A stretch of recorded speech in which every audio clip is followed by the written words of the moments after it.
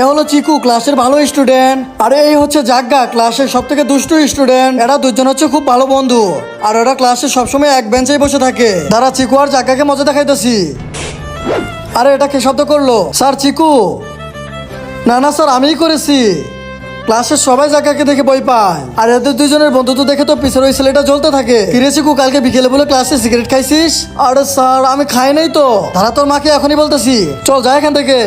তার আগে তুমি যদি ইন্ডিয়া পতাকাকে ভালোবাসো তাহলে ভিডিওতে একটা লাইক করো। আর তুমি যদি আমার মতন বাংলাদেশি পতাকাকে ভালোবাসো তাহলে ভিডিওতে লাইক সাবস্ক্রাইব করো। আর তুমি যদি এই দুইটার ভিতরে একটাও না করো তাহলে আমি বুঝবো তুমি এই দুইটার ভিতরে একটাকেও ভালোবাসো না। তুই যে কালকে স্কুলে সিগারেট খাইছিস সেটা চিকুই বলছে স্যারকে। তারপর তো চিকুর উপর জাগনের রাগ করে।